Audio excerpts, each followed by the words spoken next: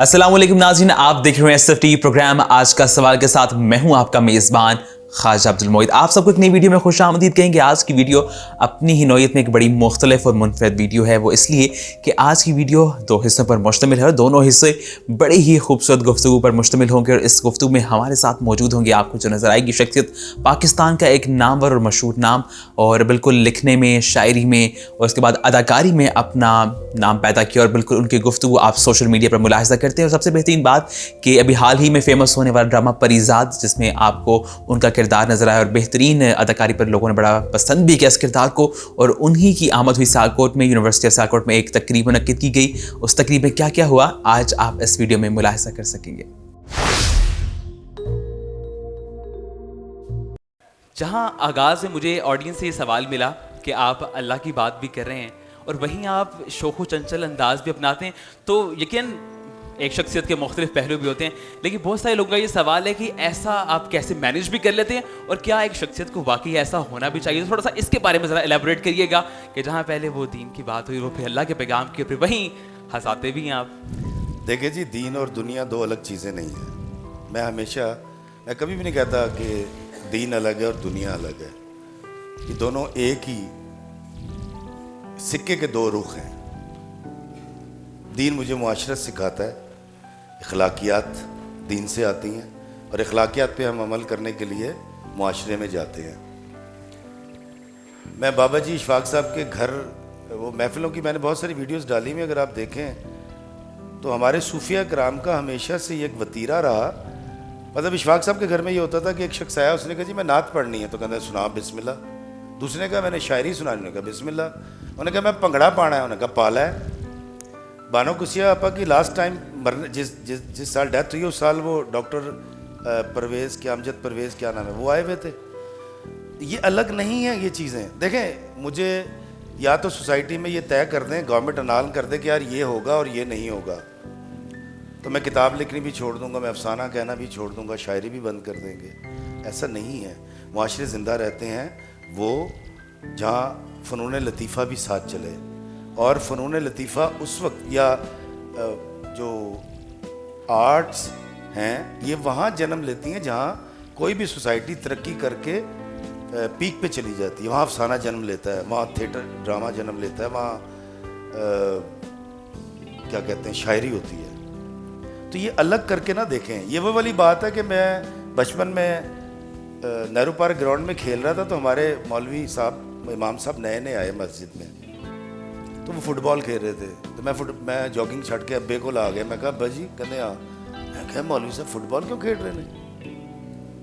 कह रहे उल्लू सर तेरा हक है। मैंने कहा नहीं, वो तो मौलवी। मैं कहा कहते मौलवी है, इंसान नहीं।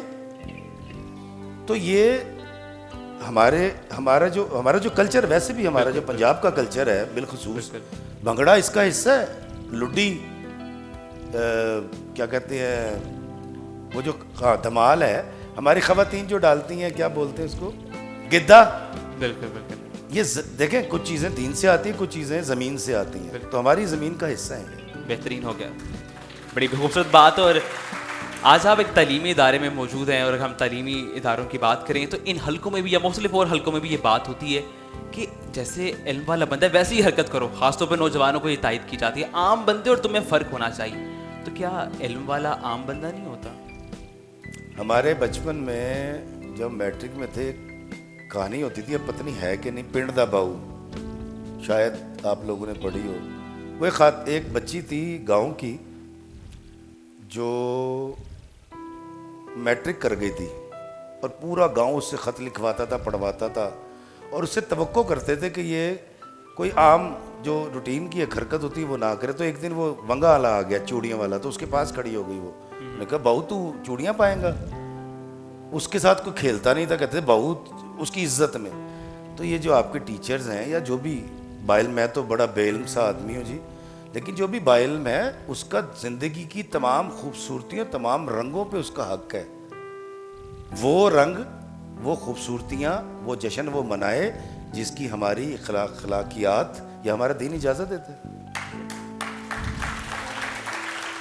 अच्छा इफ़ी साहब, अगर हम किसी भी इदारे की मिसालें, और अभी कुछ लम्हात बाद हम आपसे भी सवालात का सिलसिला शुरू करेंगे, अगर हम किसी ओहदे की बात करें तो ओहदे वाला अपनी ताकत को बताते बड़ा फख्र महसूस करता है। कुर्सी वाला कहता है कि मेरी कुर्सी में बहुत ताकत है। तो कलम की ताकत क्या है? कलम की ताकत ये है कि 72 फिरके बन गए हैं इस कलम की वजह से। तो आप क्या समझते हैं कि इस ताकत का इस्तेमाल सही हो रहा है या गलत हो रहा है? मैंने तो बता दिया, जब 72 बन गए तो इसका तो गलत इस्तेमाल हुआ है सर। ये जो तौसीफ है, ये जो तारीफ है, ये जो नौरतन हुआ करते थे बादशाहों के, आप क्या समझते हैं? मैंने किताब 50 साल सोचा क्या है, यही तो सोचा मैं कि यार मैं लिखा कि एक बच्चा विगड़ गया किसी दा, किसी माँ दा पुत या धी, तो मैं तो रोजे मैशर तो मेरे तो बड़े लितर पैने ने उत्थे जाके। मैं यही सोचता रहा कि यार क्या लिखूं, तो 50 साल डरता रहा। कलम तो मैंने उठा लिया था जब मैं बचपन में अपनी फुप्पो को कराची 50-50 सफ़ों का ख़त लिखता था, कलम तो मैंने उठा लिया था। जबरदस्त। तो इसलिए कलम की ताकत ये है कि फिरके 72 हो चुके हैं। बड़ी बात। मैं चाहूँगा कि ऑडियंस में से कोई सवाल करना चाहे। अस्सलाम वालेकुम, my name is Kashyap, I am student of BS maths communication. मेरा क्वेश्चन ये है कि आपकी बुक का जो टाइटल है चिकट छोले, ये लाहौर की बहुत मशहूर सौगात है, तो आपने इसका नाम चिकट छोले क्यों रखा? कोई सीढ़ी पाए या इस किस्म से क्यों नहीं रखा? मेरा ये क्वेश्चन। अगर आपने खाने की डिश के ऊपर ही नाम रखा तो और भी तो बहुत सी डिश। अच्छा हुआ ये था कि इस किताब की जो पैदाइश है वो ऐसे हुई कि मैंने जब वो मजमून लिखा 2017 में, एक मुकालमा मेरा और चिकट छोले वाले के दरमियान हुआ था। लोगों ने मेरा नाम काट के उसके नीचे लिखा इशफाक अहमद राइटर, और वो शेयर हो गया। जब मैंने वो मजमून लिखा तो सबसे पहली कॉल मुझे शहर इकबाल से आई थी, तजम्मुल सागर भट्ट साहब की। ही वाज क्राइंग, बच्चों की तरह रो रहे थे, और मैं डर गया। मैं कल लगता है पता नहीं की हो गया। कहते बाबा जी तुसी मेरे वालिद साहब ते फला वो किस्सा पढ़ के सारा। अब वो इतना ज़्यादा शेयर हुआ कि बहुत सारे रिसालों में लोगों ने अपने नाम से भी उसको छापा। एक तो वहाँ से मैंने सोचा कि यार किताब अब कंपाइल कर ली जाए, अब आपके मज़ामीन दूसरे नामों से शेयर हो रहे हैं, तो आपको अपने कलम की ताकत भी पता चल जाती है। मैं हमेशा अपने आप को अंडर एस्टिमेट करके रखता हूँ। तो पहली बात तो यह कि चिकट छोले मजमून बहुत हिट हुआ था, इसलिए नाम रखा। दूसरा ये कि मुझे लगा कि ज़िंदगी चिकट छोले है, मतलब चिकट छोले दिखने में अच्छे नहीं होते, बड़ा नहीं, उनका रंग नहीं होता, तरी नहीं होती ना उसमें, लेकिन उसके साथ सलाद होती है, 12 मसाले उसमें होते हैं, नान होते हैं, सलाद होती है, रायता होता है, अचार होता है। मुझे लगा मेरी ज़िंदगी जहाँ मैं पहुँच चुका हूँ ये चिकट छोले है। अब मैं उतना खूबसूरत, उतना ताकतवर, उतना तवाना तो नहीं हूँ, लेकिन अब इज़्ज़त ज़्यादा मिलती है, लोग प्यार बहुत करते हैं, एहतराम बहुत करते हैं। एक दूसरा ये कि मेरा ताल्लुक़ है अरब से, आई एम उस्मानी। हमारे अजदाद 400 साल पहले पंजाब में आके सुकूनत इख्तियार करते हैं, तो इस पंजाब ने जो मोहब्बत दी, मेरे बड़ों को इज़्ज़त दी, अपनी गोद में रखा, और मरने के बाद मैं इसी मिट्टी में चला जाऊंगा। तो इस पंजाब की धरती को मैं अपनी पहली किताब में खराज तहसीन पेश करना चाहता था। पंजाब का दिल लाहौर, लाहौर की मशहूर तरीन डिश चिकट छोले। और चौथी बात सॉरी, मैथ्स के बच्चों को बता दूं, यूनिक सेलिंग पॉइंट, जहाँ फला वहाँ, जहाँ मामता वहाँ फला, सारी रात बात, ये यूएसपी है, यूनिक सेलिंग पॉइंट। आप लोगों को बड़ा ख्याल रखना पड़ता है कि यार किसी अफसाने का या किसी ड्रामे का या किसी फिल्म का नाम जो आप रखेंगे उसकी यूएसपी क्या होगी। तो मेरी किताब की यूएसपी है चिकट छोले। यार है कि बकवास है। अब मेरा काम है, एक दफ़ा आपने उठानी है, मेरी कलम में ताकत होगी, मैं आपको पढ़ने पे मजबूर कर दूंगा, नहीं होगी तो आप उठा के साइड पे रख देंगे। हाज़रीन में से लास्ट पे वो सवाल करना चाहता, काइंडली उनको माइक। अस्सलाम वालेकुम सर। वालेकुम अस्सलाम। सर कैसे हैं आप? खैरियत से? सर मेरा क्वेश्चन ये है कि ड्रामा सीरियल परीज़ाद में जो करैक्टर है, जो परीज़ाद है, वो किस तरह ड्रामा सीरियल जब शुरू हुआ तो किस तरह एक यूनिवर्सिटी का तालिब इल्म है लिखता है, और उसे चलता चलता किस तरह वो एक जॉब की तरफ जाता है, और फिर वो उसका एक जो मालिक है वो चला जाता है और वो एक अथॉरिटी बन जाता है। ऑर्गेनाइजेशन का मालिक बन जाता है। सर ये पूरे करैक्टर को आप किस तरह डिस्क्राइब करेंगे अल्फाज में और इसका सबक क्या आप देना चाह रहे हैं, वो ज़रा आप हमें थोड़ा सा गाइड कर दें। अच्छा, परिजात मैंने नहीं लिखा है। नहीं सर, आपने उनके साथ काम किया, मैंने आपने एक्टिंग की। आपका एक्सपीरियंस क्या है उसका? ये देखिए जी, पहली बात ये है कि जब मैं आपकी उम्र में था तो मैं सोचता ये था कि मैं सुबह उठूं और मेरे तकिए के नीचे डॉलर पड़े हुए हों। या एक और कहानी में सोचता था जो मैंने अपने ड्रामे में भी लिखी थी कि मैं माल रोड से रात को मैटनी शो देखकर सिनेमा से निकला हूँ और मैं चलता हुआ आ रहा हूँ और मेरे पीछे से एक लहराती हुई गाड़ी आए और वो आके खंबे से टकराए, उसमें से एक बंदे का हाथ निकले, दरवाज़ा खुल जाए, मैं उसके पास जाऊँ, मैं कहूँ अंकल क्या हुआ? तो वो कहे जी मेरा पार्टनर मेरे पीछे लगा हुआ है, वो मेरी जायदाद पे कब्ज़ा करना चाहता है, ये कागजात मेरी बेटी तक पहुँचा देना और ये बैग तुम्हारा, ये कह के वो मर जाए। और जब मैं बैग खोलूँ तो उसके अंदर सारे डॉलर भरे हुए हों। हम राइटर बड़े तेज़ होते हैं, हम हमेशा आपके जज्बात को देखें, आप में तजस्सुस पैदा नहीं होगा, आप मेरा ड्रामा नहीं देखेंगे। मेरी गुफ्तगू के अंदर अगर आपको चाशनी नज़र नहीं आएगी, आप नहीं सुनेंगे यार अगे लेट आया हूँ, टाइम वेस्ट करन दिया। परिजात हर दुनिया के हर नौजवान का ख्वाब है। पिंडों आया तो खरबपति हो गया। यह कहानी जो भी इंडिया ने बनाई है, पाकिस्तान ने बनाई है, हॉलीवुड ने बनाई है, हमेशा हिट होती है। 4-5 किस्म की कहानियां बहुत हिट होती हैं। एक बेजोड़ की शादी कर दें, सुपर हिट। 2 बहनों की जेलसी, सुपर हिट। कपत्ती सस, सुपर हिट। उसके बाद एक बड़ी अमीर लड़की का एक गरीब से मोहब्बत करना, या किसी गरीब लड़की का बड़े अमीर लड़के से उसकी मोहब्बत, वो हिट हो जाती है। तो उन्हीं में से, उन्हीं चंद स्टोरीज़ में जो कि बुनियादी होती हैं, मैंने आपको कहा था 3 घंटे में आपको पता लग जाएगा सब कुछ। ये परिजात एक है, लेकिन परिजात के अंदर एक खूबसूरत चीज़ जो हाशिम नदीम साहब ने की, मैं उसकी ज़रूर तारीफ़ करूँगा। उन्होंने उसको जितना मुस्बत दिखाया है और उसने जो जो फ़िलासफ़ी ज़िंदगी की बयान की है, उस पर ज़रूर कान धरिएगा। आप में से बानो कुसियापा की राजा गीत किस किस ने पढ़ रखी है? अब आप देखें कि राजा गीत में कयूम क्या कर रहा है। कयूम एक के बाद एक जिंदगी बर्बाद करता जा रहा है। आखिर में क्या हुआ? उसकी बीवी भी वही निकली जो वो नहीं चाहता था, क्योंकि उसको एक बाकरा और पाक दामन लड़की चाहिए थी। तो आपको वो 800 सफ़े पढ़ाने के लिए कयूम को कई रंगीनियों से, कई जगहों से गुजारना पड़ेगा, नहीं तो आप तो उठा के नावल को साइड पे रख देंगे। और ये भी याद रखिएगा, नावल का जो सेंसर है वो हमेशा लूज इसलिए होता है कि उसका एक कार्य होता है, लेकिन जैसे ही हम जाते हैं ड्रामा के लिए तो हम उसको सेंसर कर देते हैं। इसलिए अक्सर आपने देखा होगा कि वो घड़ी आ जाती है और बच्चा जवान हो जाता है, या इस तरह की चीज़ें सिंबॉलिकली हम यूज़ करते हैं। अच्छा सर, आपका किरदार कमाली का किरदार है परिजात ड्रामा में, तो अभी तो 2 ही एपिसोड ही में, मैं पूछना चाहूँगा कि आपका किरदार किस हद तक आगे कहानी को लेके चलेगा और क्या वो किरदार सुधरेगा, या जो करप्शन की कहानी आपसे जुड़ने जा रही है उस ड्रामे में वो आपके साथ ही रहेगी? सर मैं इसके बारे में तो कुछ नहीं बताऊंगा। ये ज़रूर है कि कमाली 26 एपिसोड तक जाएगा, ये मुझे पता है, और करेगा क्या ये आपको देखना पड़ेगा। कमाली लोगों ने बड़ा एतराज़ भी किया कि क्योंकि एक तो मोहब्बत करते हैं, और मैंने कल एक वीडियो में कहा था कि मेरे चाहने वालों की नज़रों में जो मोहब्बत है मेरे लिए, वो प्रोड्यूसर और डायरेक्टर की आंखों में नहीं होती। आप यकीन करें कि पाकिस्तान में शोबिस का बहुत बुरा हाल है।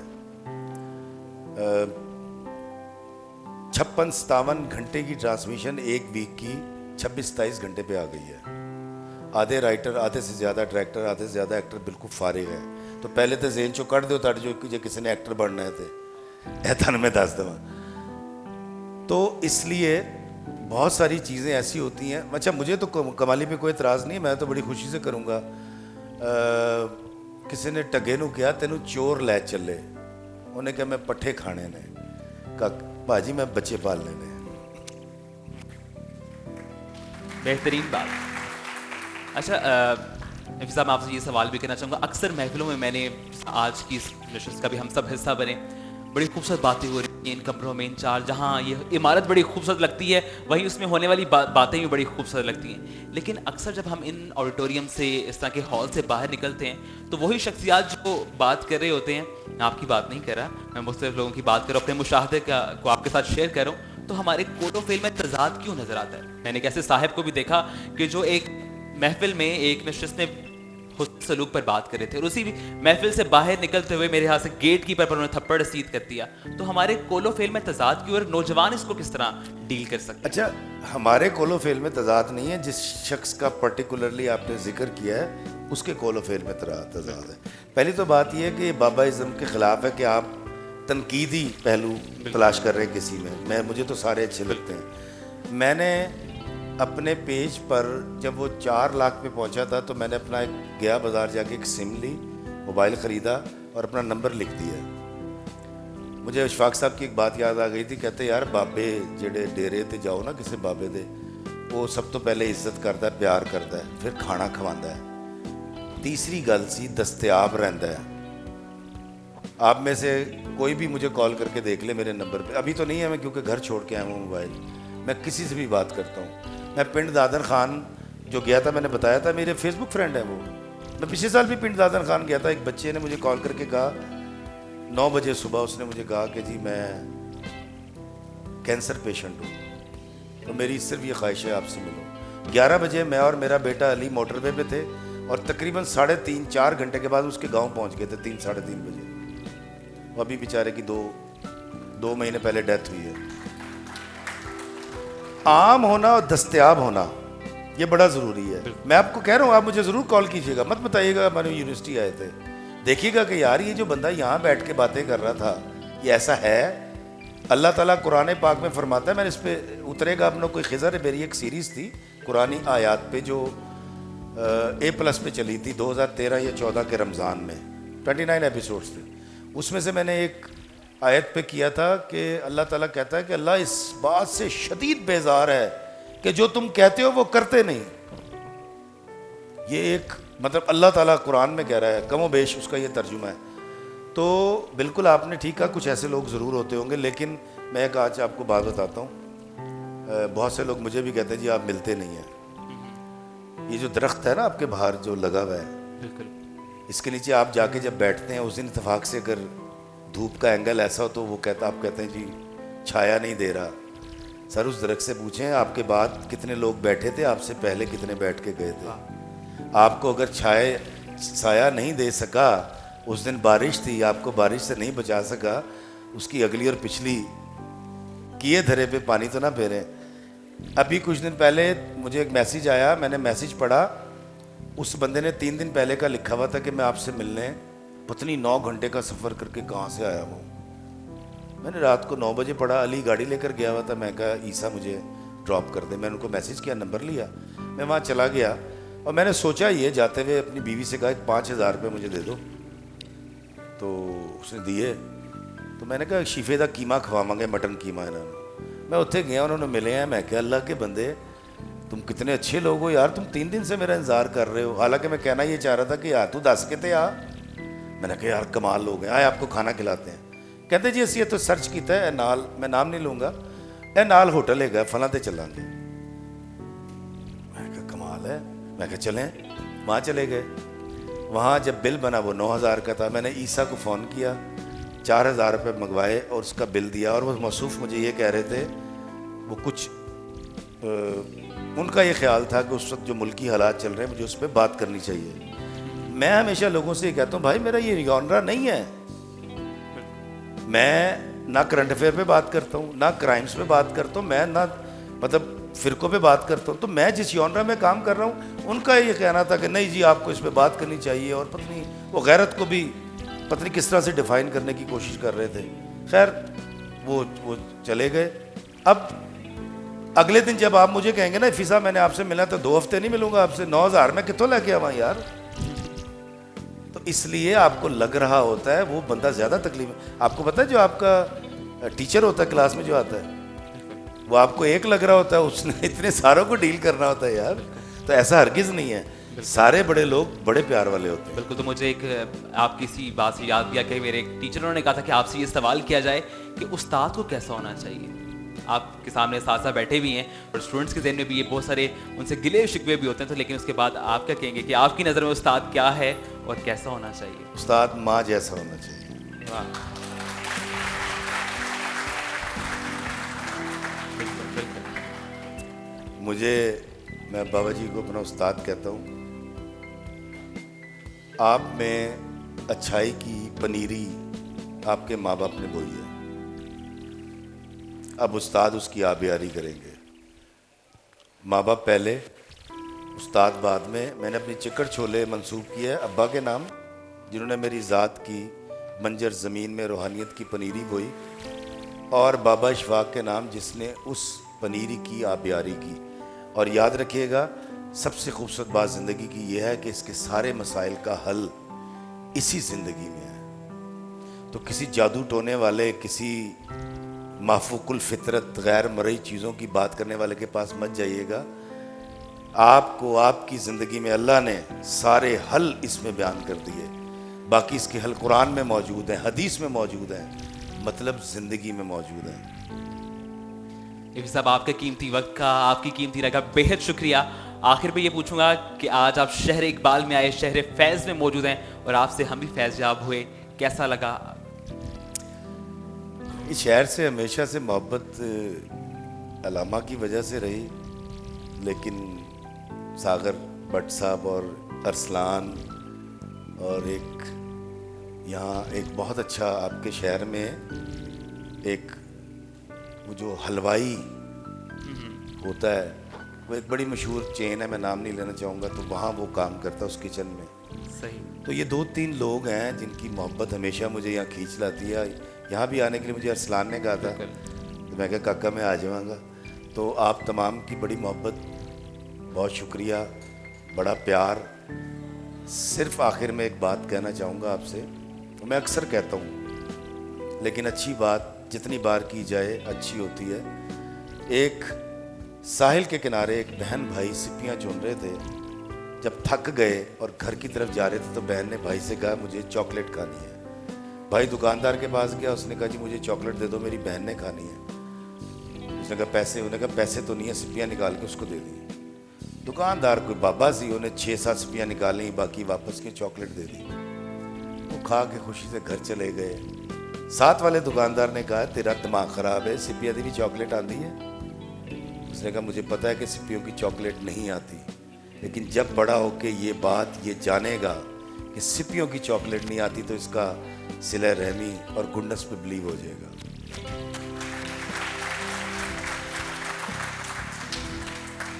सारी जिंदगी है जरा सी कहने ना ए मैनू बेवकूफ समझता है, नथिंग। सिपियों के बदले हमेशा चॉकलेट दे दीजिएगा, अकेले में सेलिब्रेट कीजिएगा कि वेग मैनू अपने वालों बेवकूफ बना दिया सी, लेकिन चॉकलेट बांटना मत छोड़िएगा। आज की इस गुफ्तगू को यहीं समेटेंगे और आखिरी कुछ अशार आपके लिए कहना चाहूँगा कि गुफ्तगू अच्छी लगी, ज़ोके नज़र अच्छा लगा। गुफ्तगू अच्छी लगी, ज़ोके नज़र अच्छा लगा, मुद्दतों बाद कोई हमसफ़र अच्छा लगा। हर तरह की बेसरो सामानियों के बावजूद, हर तरह की बेसरो सामानियों के बावजूद आज वो आया तो मुझको अपना घर अच्छा लगा। ख़वातीनो हज़रात, भरपूर तालियों में आज हमारे साथ मौजूद है इफ्तिखार अहमद उस्मानी।